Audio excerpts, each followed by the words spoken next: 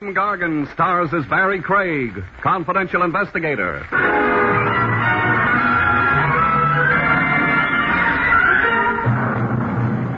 It's a sad fact, but very few murderers ever amount to anything. They're in such a killing profession, and when they come to the end of their rope, there's always a noose attached to it.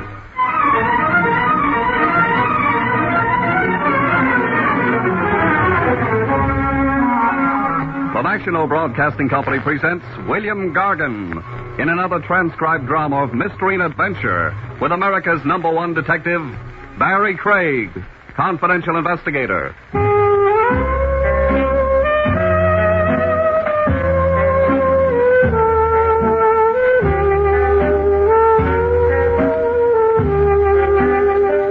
Barrie Craig speaking. Ever noticed the fact that the work a man does leaves its mark on him? 9 times out of 10, you can spot a doctor, a lawyer, a butcher, a baker half a block away. I wonder what a confidential investigator looks like. He looks like me.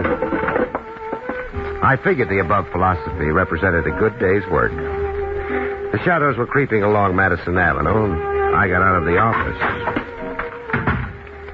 And I locked the door behind me. Maybe I could fool a burglar into thinking I had something worth stealing. I hoped I wasn't waking Jake. A night elevator man needs his sleep. Something was wrong. He'd started the elevator up almost before I'd finished pushing the buzzer. You can spoil tenants awful fast that way. Jake? Hey. You suffering from insomnia? No. You've been reading a book on how to get ahead in the world? No. Well, stop chattering and let's get started.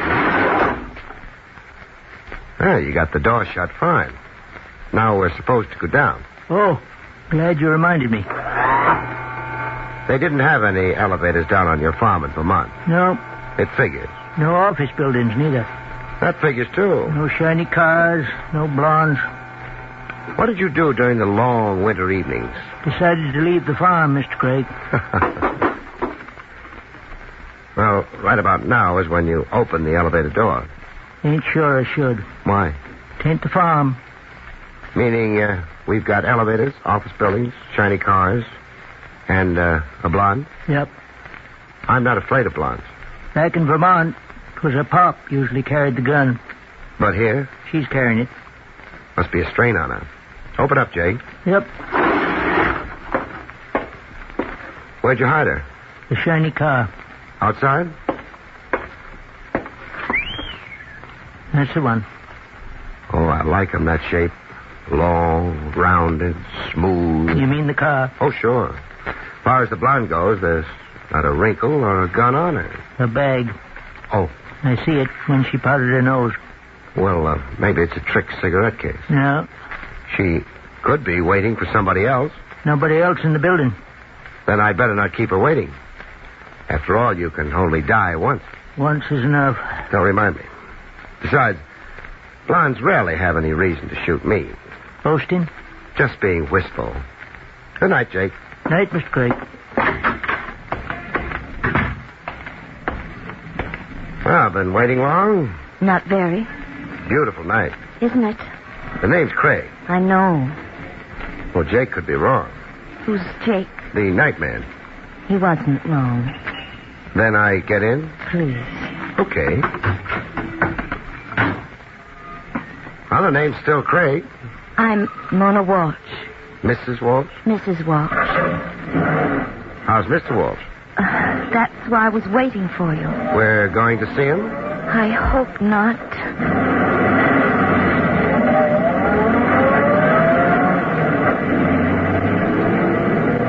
I could think of an easy explanation.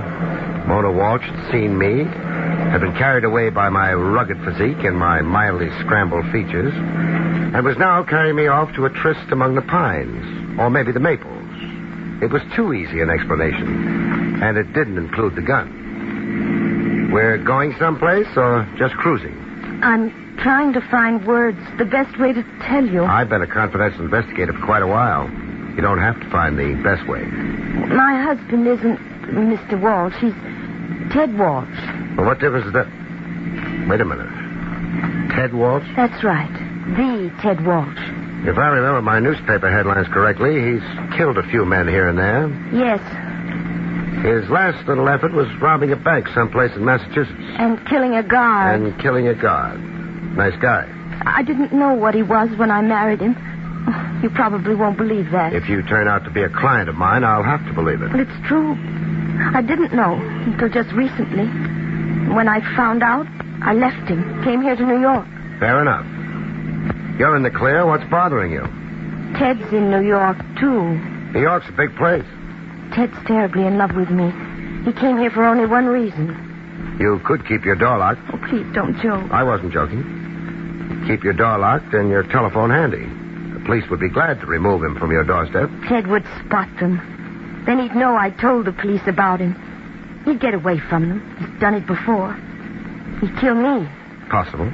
But if you watched for him, he wouldn't spot you. Then, as soon as he came, you carry a gun, don't you? I've got a license, too. Well, then everything would be all right, wouldn't it? Might be. There'd be a fee. I thought perhaps $500. Oh, that's too high. I generally get $50 a day in expenses. Well, that doesn't seem enough. I run a one-price shop. Well, all right. This your place? Yes. Well, let's get out. Small house. Stay there alone? Yes. I can see why you'd worry. I feel nervous, exposed, standing around like... Well, we'll try the house. I'd better go in with you. Of course. In case he's a little early. Oh, I hadn't thought of it. Don't get excited. I'm probably too careful. But we'll check anyway. Got your key? Oh, here. Over to the side, huh? What? The lamppost out front throws some light. The house is dark. You'd make a nice target. Oh, all right. Yeah. So far, fine. Light switch near the door? To the left, on the way inside. Okay, stay where you are. Clear enough. Come on in. Got a latch on it? Uh-huh. Good. Rest of the house now. I feel like a termite inspector. Except, termites don't kill, do they?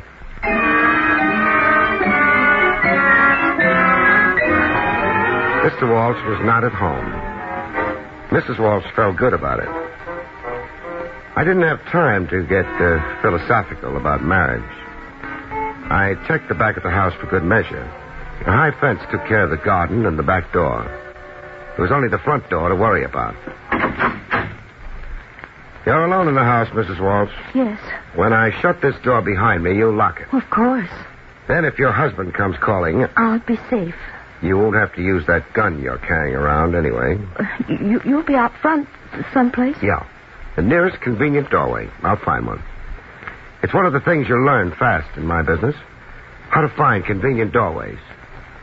So long, Mrs. Walsh. So long.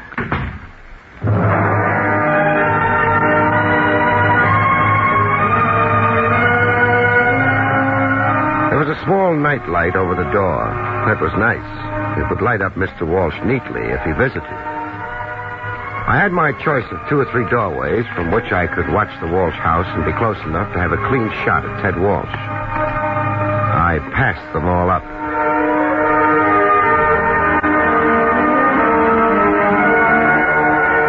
I was looking for a phone, and I found one in a drugstore half a block away.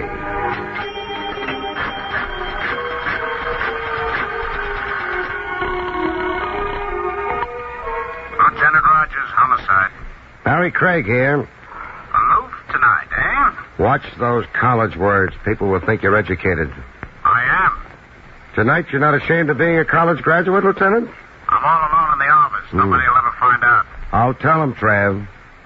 Unless I do what? No blackmail. I want some information, though. You might have it. You flatter the department. It's about Ted Walsh. Walsh. We'd like some information about him, too.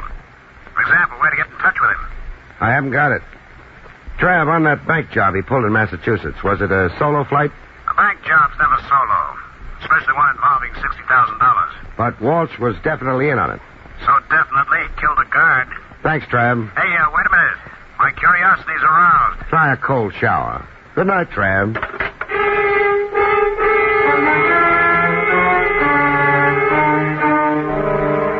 That, for what it was worth, was that. I went back to Mrs. Walsh's little gray home in the West. It looked the same. I pushed the button. Who is it? Barrie Craig. Leave the door on the chain, but open it a crack, huh? All right. What's the matter? I've decided to throw up the job. What? Yeah, I'm resigning. But I don't understand. It's a clear saving of $50 for you. Why are you... Let's say the hours are too long, huh? Good night, Mrs. Walsh.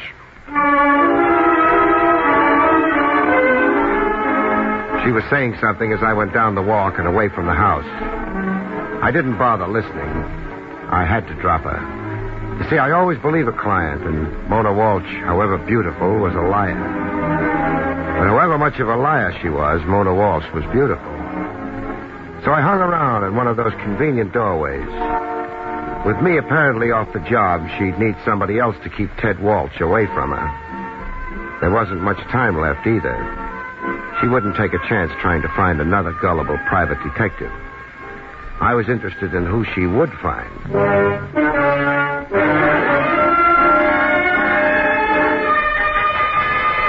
It took maybe a half hour for my replacement to show up. He was an anti-doorway boy. He picked an alley. I thought he looked lonely, so I dropped in on him. Hello? What? Hey, who? The name's Craig, Barrie Craig. What do you want? I'm trying to find out what's special about this alley. Nothing. I'm crazy about alleys, that's all. You're sticking to that? Sure. Then... Let go. I thought you'd be packing one. What? You ain't got no right taking a guy's gun. I'm a lot bigger than you are. Would you like to argue about it? Well, there's a dame in that house. Ted Walsh's wife. She's kind of worried he might show. She doesn't love him anymore? Well, I wouldn't know nothing about that. The orders was he don't get to her. What does he get? Never mind. Who's got all the big concern for Mona Walsh? Oh, why don't you leave me alone? What's your angle? Maybe I want to send your boss flowers because he's a humanitarian. Feed me a name. I didn't tell you nothing, understand? Of course. It's, Mr. Harold. Harold? Yeah, but remember, you didn't get it from me. I'll remember. Here's your gun. Oh, yeah. I'm worried about Mona Walsh, too. Oh, you don't have to worry about her. Nobody will get the jump on me again. I hope not. So long.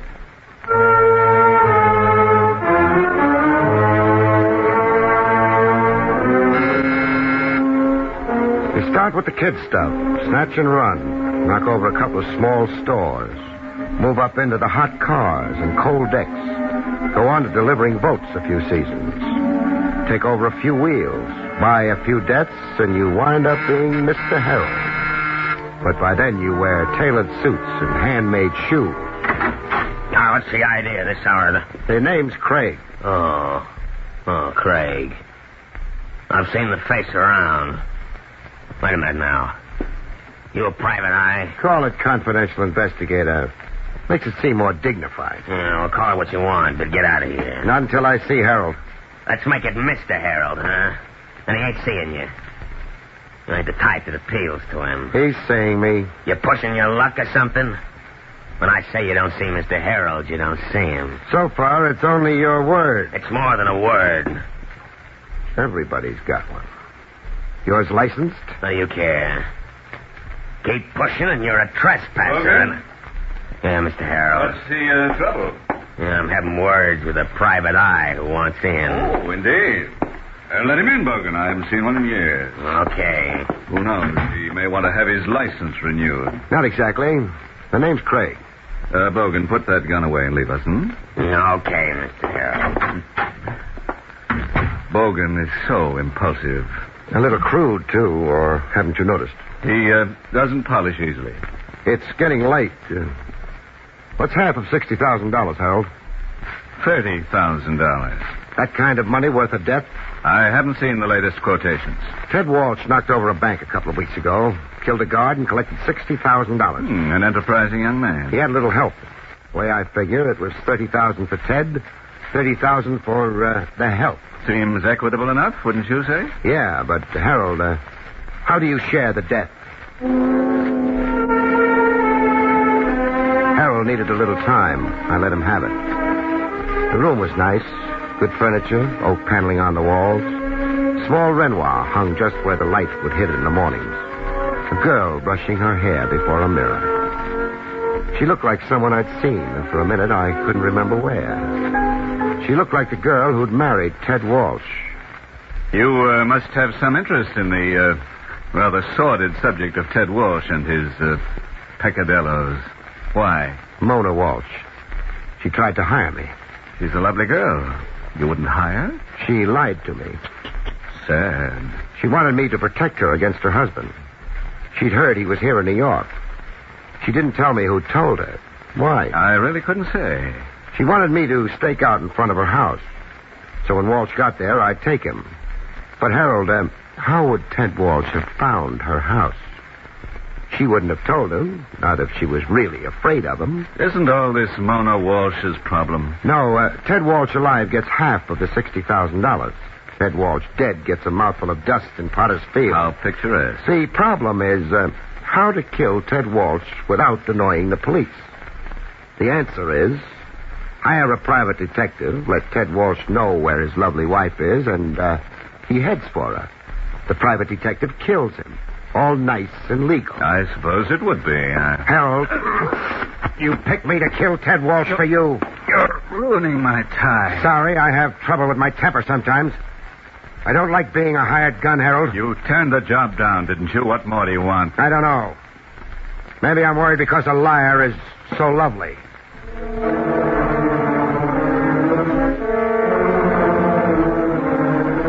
I got out of there.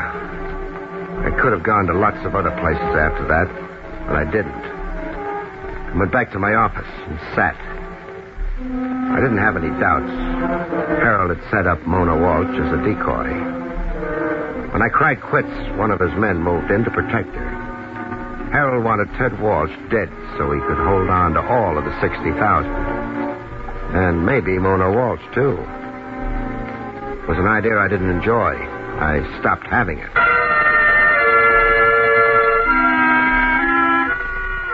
I was waiting without knowing what I was waiting for. I thought it might be nice if I had a Renoir to hang next to the dusty license on the wall. Then I thought of the people and the motives that kept me in business. I decided the Renoir wouldn't fit. The hours dragged by, and I stopped kidding myself. Nobody phoned. Nobody would phone. I'd get up and go home and go to sleep. I got up, but I didn't go home.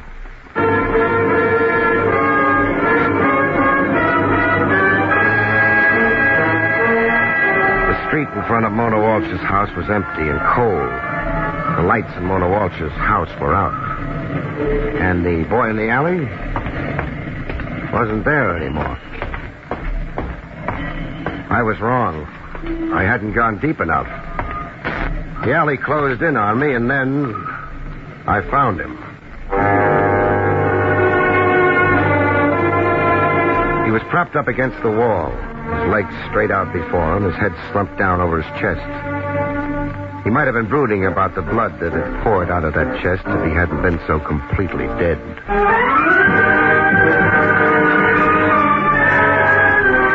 I left him there. He'd keep. He'd been dead some little while.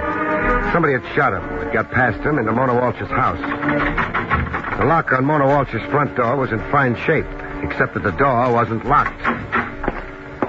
The living room was the way I'd remembered it. I went into the bedroom. She had fallen back across the bed. The stain on the front of her dress hadn't been her dressmaker's idea. Hello? Mrs. Walsh. I thought I hoped maybe I'd see you again. Hold it. Emergency. An ambulance. 435 Ash. Gunshot wound, and make it quick. Yeah. Mr. Craig? Better not talk. Why? There'll be a doctor here in a couple of minutes. You've seen people like this before. I should be dead. Will you stop talking? No, I won't. What do you want me to do? Think about what my life has been. Shouldn't have married Ted. He's bad. Now, you don't have to I'm not making excuses. Only things happen. You lie about them, even to yourself. Now I don't have to lie anymore. Once the doctor gets here, you... Oh, please. It's all going so fast now. Kiss me. Good night.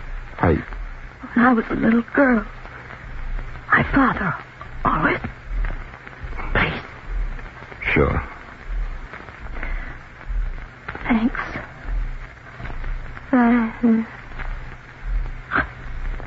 Good night.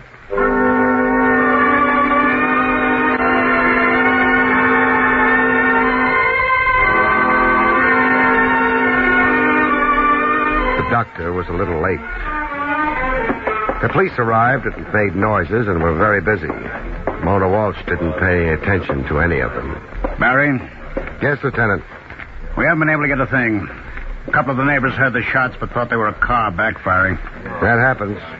Which gives us the time Mrs. Walsh and the character in the alley were killed. An hour and 10 minutes ago. Does knowing that make you feel any better? With all the deaths you've seen, Barrie, you ought to be a little more callous about new ones. Maybe I don't try hard enough. Stay the way you are. It's better. Otherwise, you lose humanity. None of us can afford that. They teach you that in college? It's not taught anywheres. Something you either know or don't know. Our policeman isn't supposed to give lectures, though, so... Ted Walsh is out in the open now. He must have holed up for the last couple of weeks, but, we know he's in New York now. We'll get him. Yeah. Mind if I get out now? No. Where are you going? We could, kill a few bears after I'm through here. Thanks, but not tonight, Trav. Because, you see, I won't be through for maybe longer than that.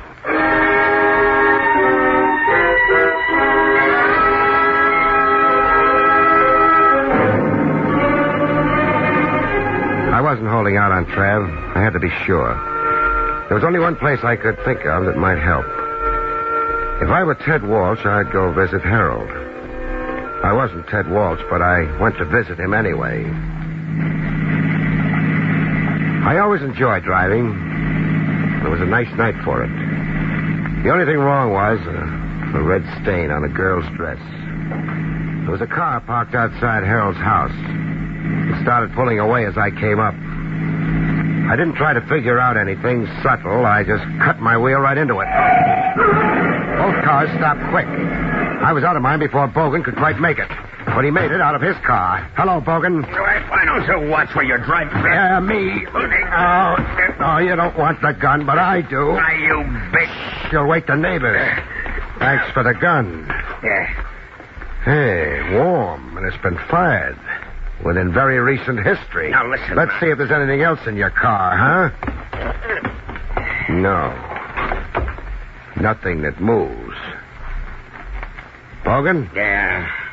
I can't take the time to deliver you. I'll have to put you on deposit for a little while.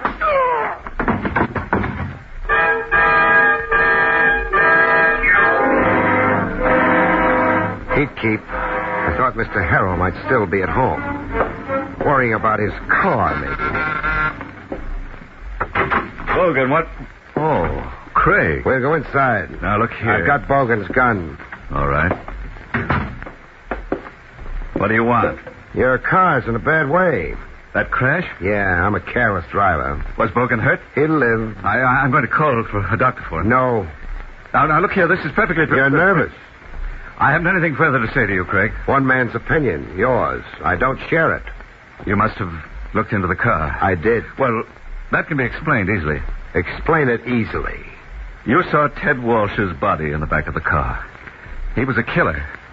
He apparently thought his wife and I had been a little too friendly. Had you? Well, you know how it is, Craig. I don't know. Well, anyway, he came here. Threatened to kill me, so... Well, Bogan beat him to it, that's all. It was a case of self-defense. It would stand up at any court. Sure. Oh, there's no reason to lose your head. I haven't lost it. Where was Bogan delivering the body? To the aquarium? Well, You see, Bogan's record isn't too good. He was afraid the police might not readily accept a plea of self-defense. He wanted to dispose of the body. I tried to dissuade him, but I failed. As a matter of fact, I was just about to notify the police myself. Oh, I'm sure you were. I think you'll find the bullets in Ted Walsh's body came from Bogan's gun. I don't doubt it. Well, then that sort of leaves me out of it, doesn't it? How about the bullets in the body of the boy you sent to guard Mona Walsh? How about the bullets in Mona Walsh's body? They're dead? They're dead. Oh, that's terrible. Sure. Ted must have got to them. He had a gun. The bullets in those bodies would have come from his gun. Don't you mean the gun you planted on him? Mr. Harold looked a little sick. His face matched the way I felt. For a minute, I wished I'd developed those calluses Trav mentioned. Then I forgot about it. Mr. Harold retreated behind his desk. Planted on him? Ted Walsh came here before he went to visit his wife for his share of the bank money. Walsh died here. Bogan saw to that. But you still didn't own all of that $60,000. Mona Walsh might be considered to have a claim to half of it.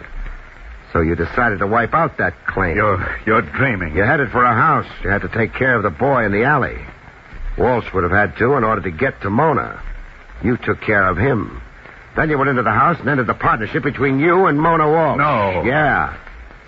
You came back here, planted the gun you'd used on Ted Walsh. Bogan would dump his body where it wouldn't be found for a while. That way, no medical examiner could tell that Walsh had died before his wife. That's very clever. You've got nothing to prove it with. There's Ted Walsh's body. Examination now will show he died before Mona did. A good lawyer could... I've got something else. Something that told me Ted Walsh hadn't killed his wife before I even came here. What's that? An unlocked door. I don't know what that means. Mona Walsh's door was unlocked when I got to her house. The lock hadn't been tampered with, which meant Mona had opened that door. But she wouldn't have opened it to her husband. She was afraid of him. She'd have opened it for you, Harold. You've been fumbling in that desk drawer long enough. Bring the gun up. Maybe you'll beat me to the shot, huh? I don't want to get involved. You're involved. There's nothing left except maybe a chance to take me. Well? Okay, Harold. You're better, much better at killing women. Let's go tell some cops about it, huh?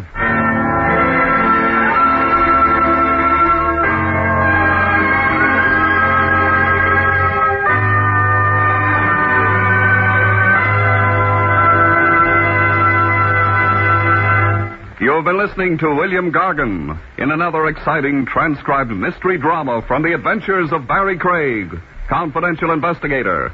Tonight's story, The Long Way Home, was written by Lou Vittis. Next week, it's the strange story titled Dead Reckoning, about which Barrie Craig has this to say. Next week, matter triumphs over mind when a corpse with no head for figures starts pitching his weight around, with yours truly playing catch. Good night, folks. See you next week.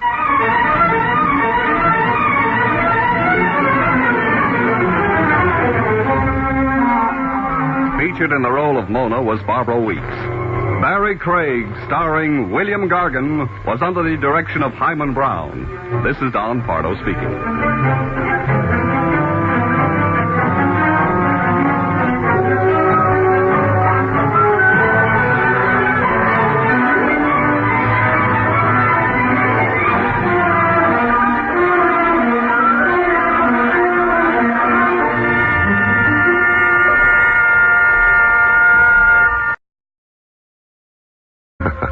He looks like me.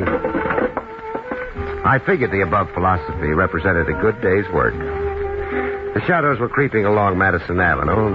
I got out of the office. And I locked the door behind me. Maybe I could fool a burglar into thinking I had something worth stealing. I hoped I wasn't waking Jake. A night elevator man needs his sleep. Something was wrong. He'd started the elevator up almost before I'd finished pushing the buzzer. You can spoil tenants awful fast that way. Jake? Hey. You suffering from insomnia? No. You've been reading a book on how to get ahead in the world? No. Well, stop chattering and let's get started. You got the door shut fine.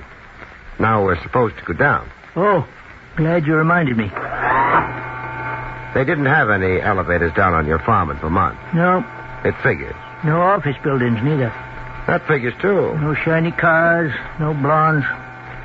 What did you do during the long winter evenings? Decided to leave the farm, Mr. Craig. Well, right about now is when you open the elevator door. Ain't sure I should. Why?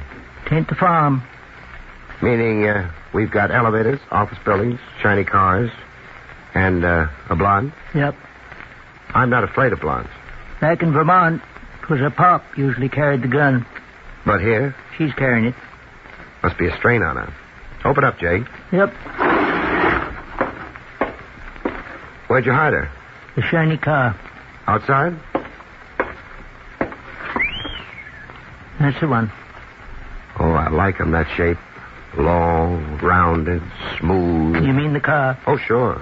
As far as the blonde goes, there's not a wrinkle or a gun on her. A bag. Oh. I see it when she powdered her nose. Well, maybe it's a trick cigarette case. No. She could be waiting for somebody else. Nobody else in the building. Then I'd better not keep her waiting. After all, you can only die once. Once is enough. Don't remind me. Besides... William Gargan stars as Barrie Craig, confidential investigator.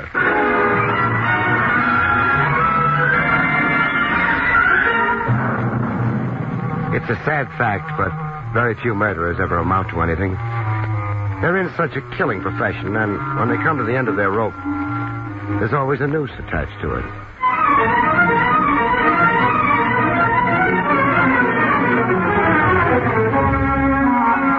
The National Broadcasting Company presents William Gargan in another transcribed drama of mystery and adventure with America's #1 detective, Barrie Craig, confidential investigator.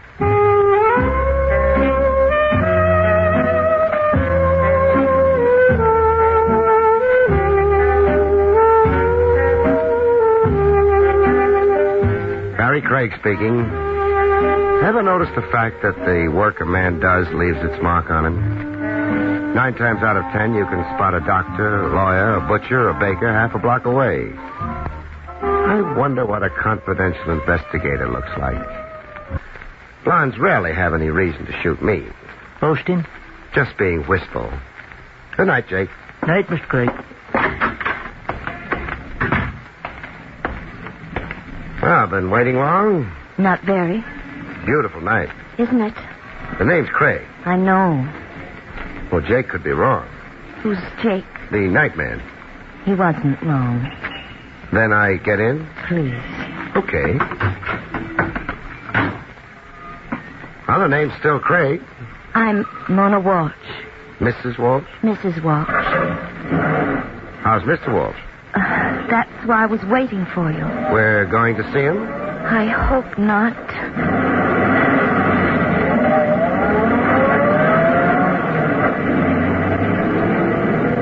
I could think of an easy explanation. Mona Walsh had seen me, had been carried away by my rugged physique and my mildly scrambled features, and was now carrying me off to a tryst among the pines, or maybe the maples. It was too easy an explanation, and it didn't include the gun. We're going someplace or just cruising? I'm trying to find words, the best way to tell you. I've been a confidential investigator for quite a while. You don't have to find the best way. My husband isn't Mr. Walsh. He's Ted Walsh. Well, what difference is that? Wait a minute. Ted Walsh? That's right. The Ted Walsh. If I remember my newspaper headlines correctly, he's killed a few men here and there. Yes. His last little effort was robbing a bank someplace in Massachusetts. And killing a guard. And killing a guard. Nice guy. I didn't know what he was when I married him. You probably won't believe that. If you turn out to be a client of mine, I'll have to believe it. But it's true. I didn't know until just recently. When I found out, I left him, came here to New York. Fair enough. You're in the clear. What's bothering you? Ted's in New York, too. New York's a big place. Ted's terribly in love with me. He came here for only one reason. You could keep your door locked. Oh, please don't joke. I wasn't joking. Keep your door locked and your telephone handy. The police would